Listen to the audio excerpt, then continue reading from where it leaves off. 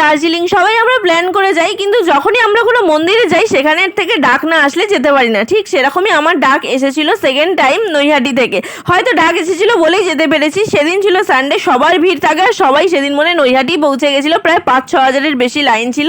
লাইনটা খুব তাড়াতাড়ি এগিয়েছিল, ভাবতে পারিনি 3টের মধ্যে পুজো দেওয়া হয়ে যাবে। আর জানো তো, আসার সময় ভুলভাল ট্রেনে উঠে পড়েছিলাম। যে বান্ধবী আমার সাথে আগের বারে গেছিল সে বান্ধবী এবারে আমার সাথে গেছে, কারণ ও খুব ভালো রাস্তা চেনে। যেহেতু সিল্কের শাড়ি পরেছিলাম তাই তাড়াতাড়ি শুকিয়ে গেছিলো। এবারে মায়ের জন্য 2টো ডালা নিয়ে পুজো দিতে গেছিলাম, ফল নিয়ে গেছিলাম মায়ের জন্য, মা যাতে একটু সুন্দর করে খায় আমার ফলটা। তারপরে এই পোস্টারটা দেখে মনে হয় যাক আমি মায়ের কাছে চলে এসেছি। সকাল থেকে লাইন দেওয়ার পর মায়ের সাথে দেখা হলো, নিজের মনের কথা জানালাম।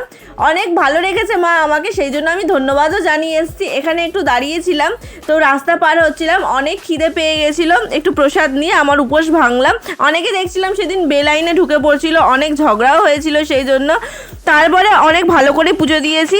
তারপর যখন আমি বেরোলাম তখনও বৃষ্টি পড়ছিল। যাক, এবার আমার খাওয়ার সময় হয়ে গেছে। একটু কচুরি খেয়ে ফুচকা খেয়ে নিলাম। 4টের মধ্যে বাড়িও চলে এসেছি।